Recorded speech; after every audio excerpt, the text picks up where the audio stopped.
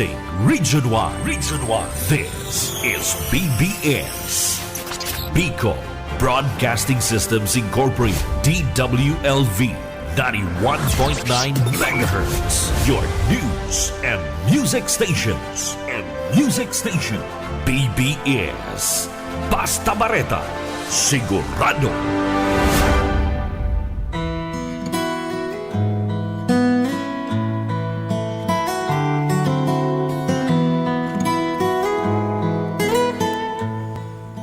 Magandang umaga po, Bicolandia. Magandang umaga po dito sa probinsya ng Camarines Sur at magandang umaga po dito sa lungsod ng Naga. Magandang umaga po sa lahat po ng inaabot ng signal na ito, maging sa Katagalugan at sa iba't ibang panig ng Pilipinas. Ito po ang biyaya sa pagkaaga, napapakinggan on air at napapanood online sa Facebook. At gayon din, kung bibisita po kayo sa YouTube channel ng BBS DWLV 91.9 FM. Ako po ang inyong lingkod, Pastor Luis Bulaños, at sa technical side si Sir Director Ariel Camarote.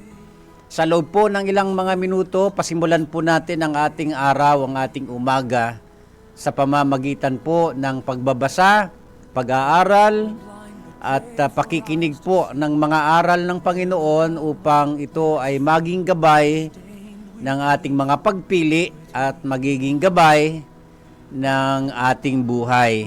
So sige po, simulan po natin ito sa panalangin. Let's pray po. Ama namin Diyos sa langit, sa pangalan po ng aming Panginoong Kristo, ang aming puso ay puno ng pagpapasalamat sa buhay na muli po ninyong ipinagkaloob po sa amin sa umagang ito. Panginoon namin Diyos, hayaan po ninyo na yamang binigyan mo kami at pinahiram pa ng panibagong araw ng aming buhay. Hayaan po ninyo na sa mga oras na ito, magkaroon kami ng malalim na interes, pagmamahal sa iyong mga aral at ito'y aming alamin, pag-aralan, at naising maisabuhay ito sapagkat ang mga batas mo ay laging makabubuti para sa mga nais sumunod dito. Ito ang aming dalangin, hiningi ang iyong gabay sa pangalan po Ama ng aming Panginoong Hesukristo. Amen. Okay po, tuloy-tuloy na po tayo. Ngayong umaga ay mag-aaral po tayo ng isang pag-aaral na, kung natatandaan ninyo, ito po yung tatalakayin ko sana ay, nung nakaraang araw, kaya nga lang ay mayroon pong nagtanong, kaya mas inuna ko po yung nagtanong sa akin, kaya hindi ko po ito natalakay. So itutuloy ko po ito sapagkat mahalaga na ito ay maipaalala sa atin, lalo na nga kung isa kang mananampalataya ng Panginoong Diyos, ng Panginoong Kristo. Mula po rito sa Ebanghelyo ni Lucas, Kabanatang 9, talatang 57, hanggang mga talatang 62. Sa English Bible, ito po ay Luke chapter 9, verse 57 to verses 62. So, tuloy-tuloy tayo. Samantalang sila'y naglalakad, may isang lalaking lumapit at nagsabi kay Jesus, "Susunod po ako sa inyo kahit saan kayo pumunta." Sumagot si Jesus, "May lungga ang asong gubat at may pugad ang mga ibon. Ngunit ang anak ng tao ay wala man lamang mapagpapahingahan." At sinabi naman niya sa isa, "Sumunod ka sa akin." Ngunit sumagot ito, "Panginoon, hayaan lang po muna ninyong maipalibing ko ang aking ama." Sinabi ni Jesus sa kanya, "Hayaan mo na ang mga patay ang maglibing sa kanilang mga patay. Ngunit humayo ka, ipahayag mo ang kaharian ng Diyos." May isa namang nagsabi sa kanya, "Susunod po ako sa inyo, Panginoon, ngunit hayaan ninyong magpaalam muna ako sa aking sambahayan. At ganito naman ang tugon ni Jesus. Sino mang nagsimulang mag-araro, ngunit panay ang lingon, ay hindi karapat-dapat sa kaharian ng Diyos. Magandang umaga po kay Sister Nelda Mabait sa buong Mabait family. Magandang umaga din po kay Brother Roy Clavisilia at kay Sister She. Magandang umaga din po kay Sister Eva Agregado at kay Sir Felipe Agregado Jr. at kay Ma'am Lourdes Garrido at kay Ma'am Nani Nazareno Pilinya. Tuloy-tuloy ho tayo. Ngayon pong umaga, ang aking tatalakayin sa inyo ay the cost of being a disciple of Christ. The cost of being a disciple of Christ.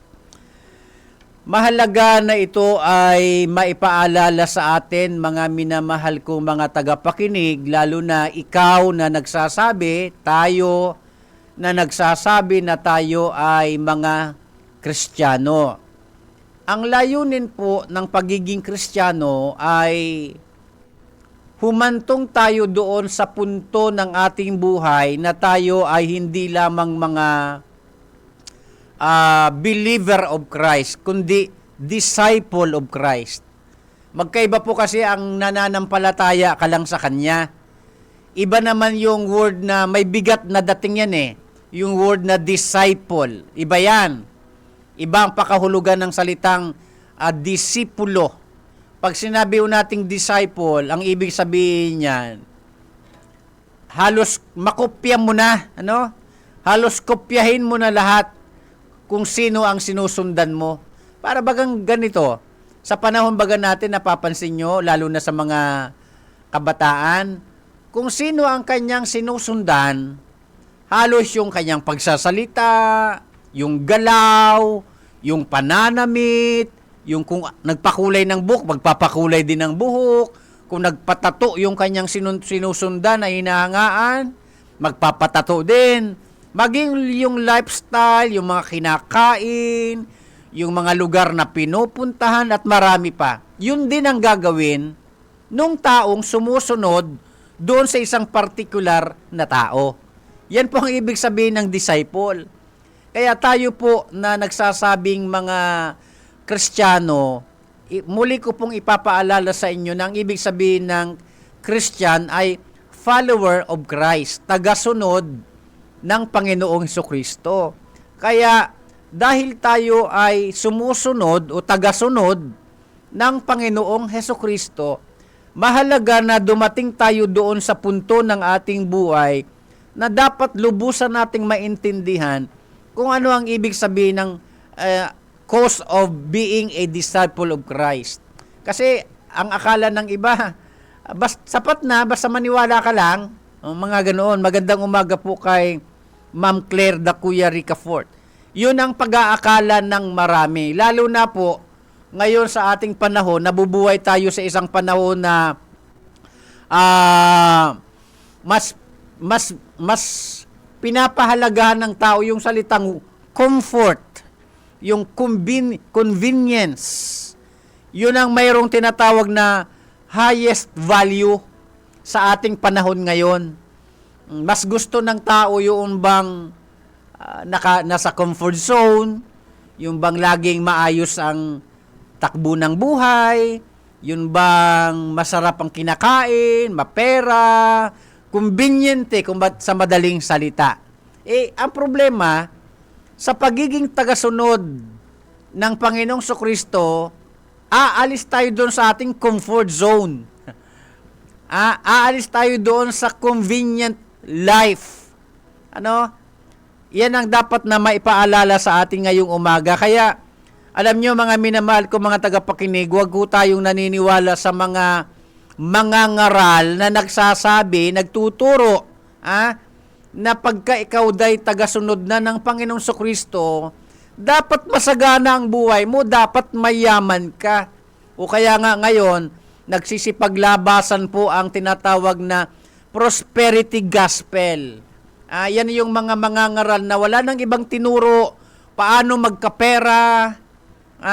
Hindi naman lahat, pero may mga gumagawa talaga na dahil nga sa kanilang katuturo ng prosperity, na dapat daw walang Kristiyanong naghihirap, dapat daw ang Kristiyano maganda ang bahay, maraming sasakyan, maganda ang buhay, mayaman, yun ang turo ng prosperity gospel.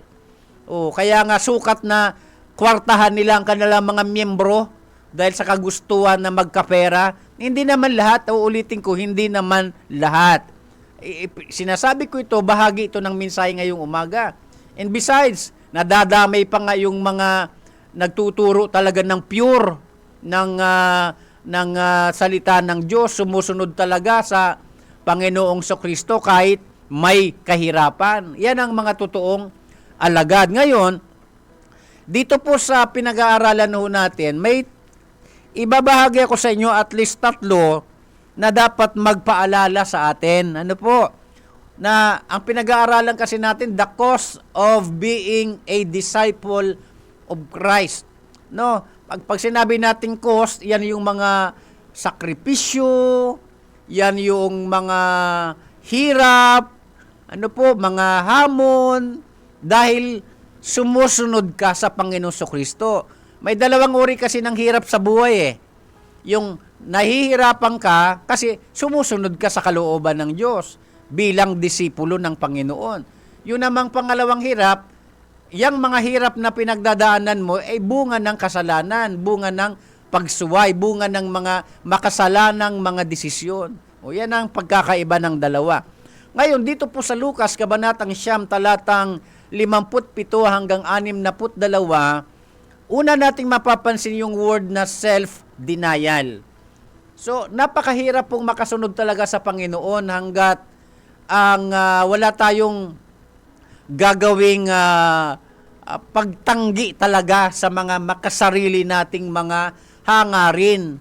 Ano po, lalo na nga kung hindi ito mabuti. At kung mabuti naman, dapat mangingibabaw pa rin yung ano ang kalooban ng Diyos kesa sa kalooban natin.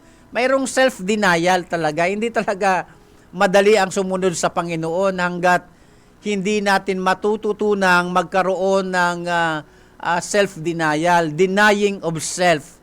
Yun bang gusto ng laman mo, gusto mong gawin, kaya nga lang, hindi labas ito sa pagiging tagasunod. So, hindi mo siya gagawin. Hindi naman po ibig sabihin na tinatanggalan na tayo ng Panginoon ng kaligayahan. Hindi ganoon yun. Huwag natin itong mami-misinterpret. Hindi ito nangangahulugan na tinatanggalan tayo ng Panginoon ng kaligayahan. Kaya nga lang, ang kaligayahan kanyang tinutukoy, dapat nasa kanya natin hinahanap. Hindi sa mga bagay na makasanlibutan, temporal, at pagkatapos ilalayo ka sa pagiging tagasunod. Kaya mangyayari, hindi na ang Panginoon ang masusunod natin, kundi yung demonyo na umiiral sa gusto mong gawin. Pangalawa, yung cross-bearing. May cross talagang papasanin, hindi literal na cross. Yung cross na dahil sumusunod ka sa Panginoon, may kalbaryo kang pagdadaanan. At yan ang ayaw ng marami, di ba? Yan ang ayaw ng marami.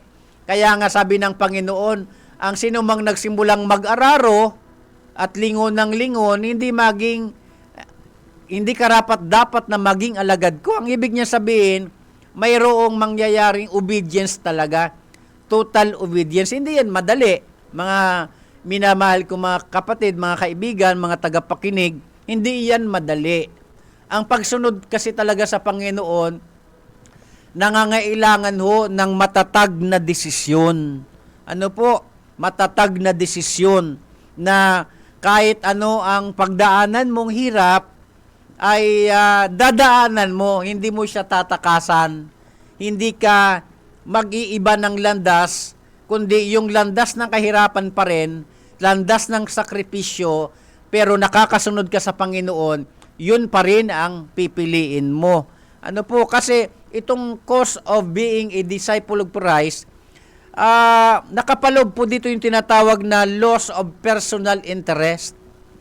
Mayroon ka mga personal na interest.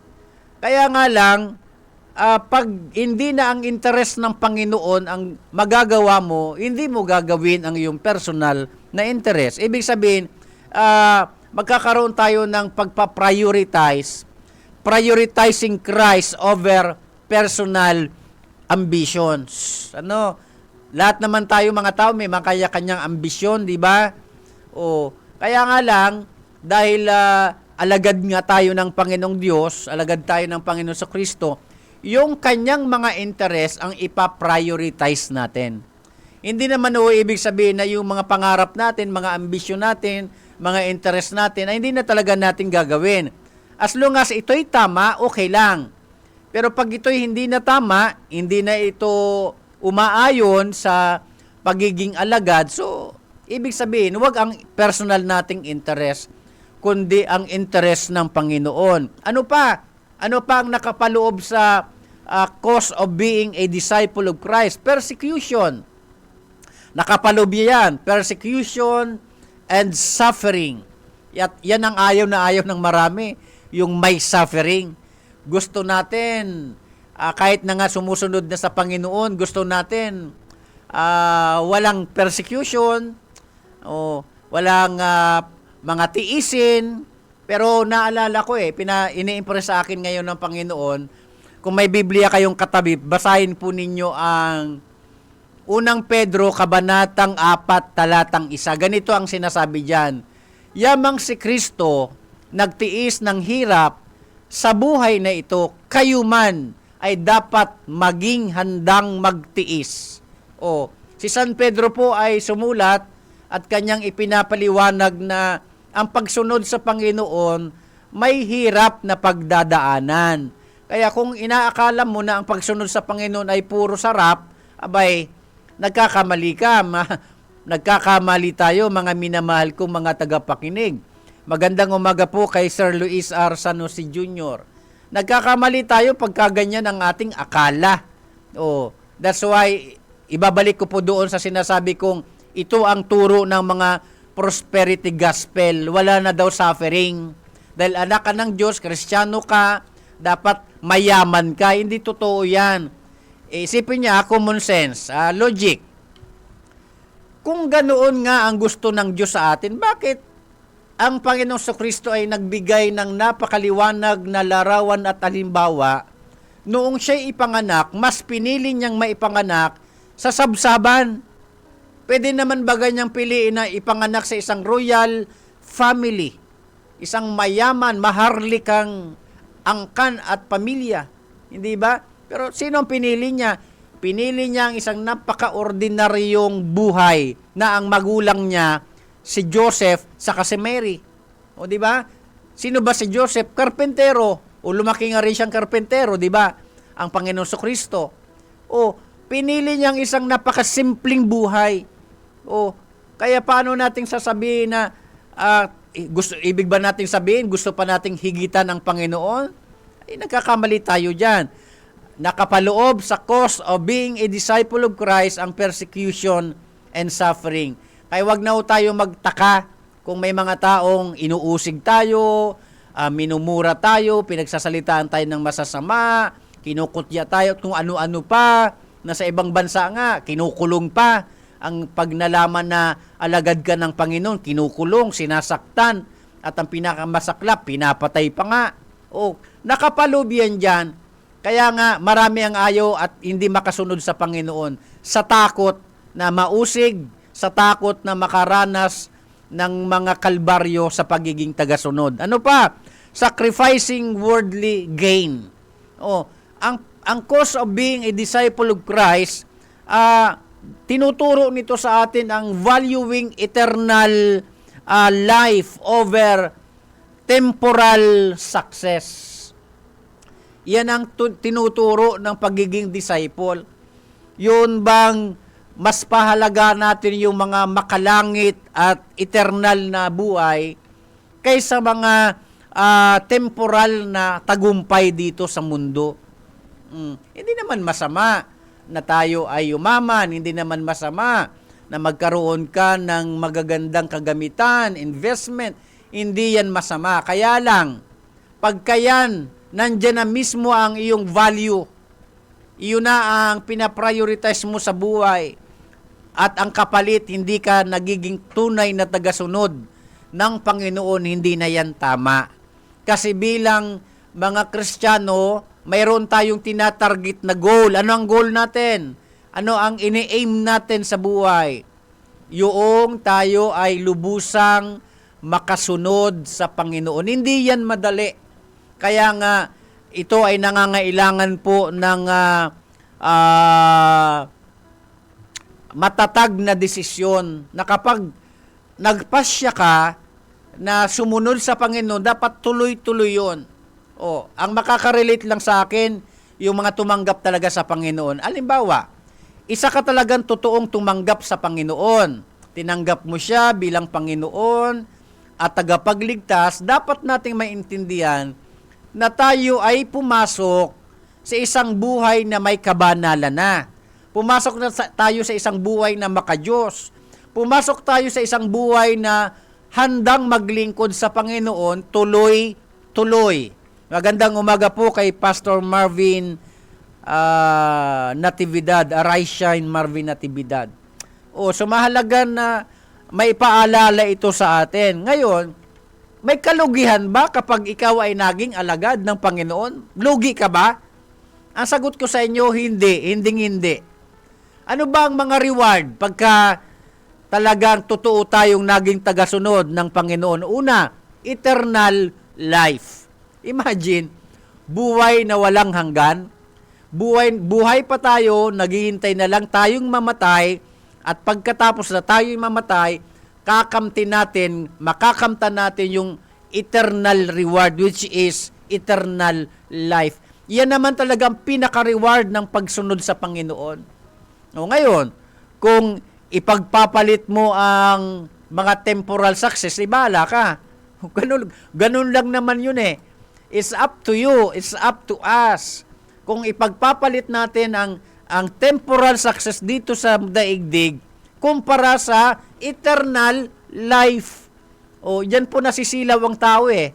Yan ang madalas na pagkakamali ng maraming tao. Masyado tayong nasisilaw sa mga temporal success dito sa lupa. Ngayon, sa aking pagtatapos, kasi binabalance ko lang aking oras, dito tayo sa ating practical application. Ngayong nalaman natin na sinabi pala ng Panginoon na ang sinumang nagsimulang mag-araro, ngunit lingon ng lingon sa kanyang likod, sa kanyang kung saan-saan, ang sabi niya, hindi maaaring maging tunay na alagad ko. Ngayon, anong dapat natin gawin para sa ating practical application? Number one, we should evaluate our priorities. Sino ba talagang prioridad sa ating buhay? Kailangan nating i-assess yung ating values, yung ating mga priority. Kasi minsan, dahil sa labis na pagkasilaw sa mga temporal success, sa labis na paghahangad sa mga bagay na nakakasilaw sa atin, nakakakuha ng ating atensyon, ay ipagpapalit tuloy natin ang ating prioridad na dapat iprioridad ang Panginoon kaysa sa anumang bagay. Yan ang totoong nangyayari. Pangalawa, surrender ourselves. Hindi ito madali. Uulitin ko, hindi ito madali. Pero at least, ang pagiging tagasunod natin bilang tagasunod ng Panginoon, tuloy-tuloy. Hindi bali ng mabagal. Basta tuloy-tuloy. Hindi yung susunod ka sa Panginoon sa loob ng isang taon, then after 1 year, magpapahinga ka na, then next year ka na naman susunod. Hindi ganun yun. Dapat consistent. Pangatlo, embrace suffering. Hindi ito madali. Hindi ito madali. Kailangan po nating tanggapin na ang pagiging tagasunod ng Panginoon may suffering. Ngayon, kung ayaw mo ng suffering, hindi ka talagang makakasunod. Ganun lang kasimple yan. Kung ayaw mong mahirapan ka, bilang tagasunod, di ka talaga makakasunod. Ganoon talaga yon. May kakambal na mga hamon, pagtitiis, paghihirap, ang pagiging tagasunod ng Panginoon. Kung hindi mo yan kaya, di ka talaga makakasunod. Then, pang-apat, seek eternal perspective. Yan ang application natin. Hanapin natin ang mayroong ang perspektibo natin dapat laging nakatuon doon sa palangit, Kasi yun naman ang layunin kung bakit tayo tumanggap sa Panginoon, para maligtas, para mapunta ng langit. Ngayon, tinanggap mo na nga siguro ang Panginoon, pero ang perspektibo mo naman sa buhay, puro nakatuon dito sa mga temporal at nasisirang mga bagay, kawawa ka naman. Di bali nang simple lang ang buhay natin dito sa lupa, di bali nang naghihirap tayo dito sa lupa, kung ang magiging kapalit naman ito ay buhay na walang hanggan, kasaganaan, kaligayang walang katapusan sa piling ng Panginoon, alin ang pipiliin natin? Kaya nga, dito sa ating pinag-aralan, the cost of being a disciple of Christ, na-enkwentro ng Panginoon ng ilang uri ng tao na naglalarawan sa atin pagka ang pinag-uusapan pagsunod. Na may mga kanya-kanyang dahilan, na kesyo ganito, kasi ganyan baga ang ugali natin pagka ang pinag-uusapan na pagsunod sa Panginoon. Pero pag gagawa tayo ng mga bagay na walang kinalaman sa pagiging makadiyos, ang bilis-bilis natin, hindi ba? Kahit nangangahulugan ito ng ating pagkapahamak. So hanggang dito na lamang, mga minamahal kong mga tagapakinig, naway tulungan tayo ng Diyos, lalo na po sa ating mga mananampalatayang Kristiyano, na kahit mahirap, kahit may tiisin, kahit may sakripisyo, kahit mabagal, basta tuloy-tuloy lang ang pagsunod. Hanggang makita mo ang sarili mo na ikaw ay ganap ng tagasunod ng Panginoong Hesukristo. Manalangin po tayo, Ama naming Diyos, pagpalain niyo ang lahat ng nakinig at nanood at lahat pa ng magre-replay nito. Pagpalain niyo pong biyaya sa pagkaaga, pagpalain niyo po ang BBS DWLV 91.9 FM. Pagpalain niyo po ang aming sponsor, Ma'am Lalaine Villaferte Abunal. Salamat po, itong aming dalangin sa pangalan ng aming Panginoong Kristo. Amen. Muli po ako pong inyong lingkod, Pastor Luis Bulaños. Susunod na po ang police correspondent, ibabalita ni Sir Oscar Esmenda. Magandang umaga po sa inyong lahat.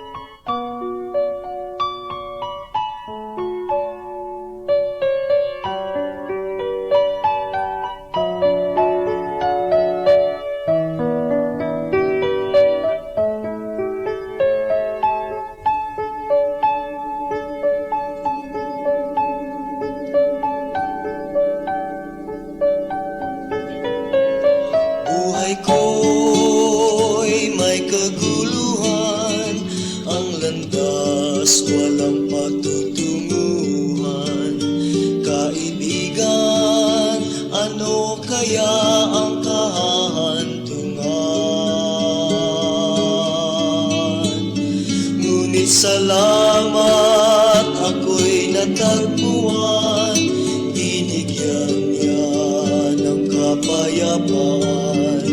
Tanging kay Jesus mayroong tagumpay. Siyang aking patnubay, siyang aking gabay, siyang sa akin nagbigay buhay.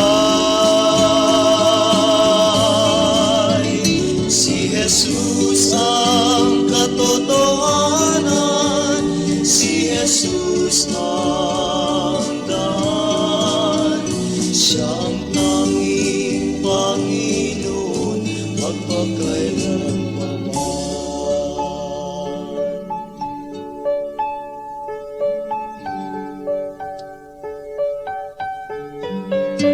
At ngayon sa aking buhay, sa tuwing na siya'y nagbabantay, ang pag-ibig niya'y tunay na walang kabantay.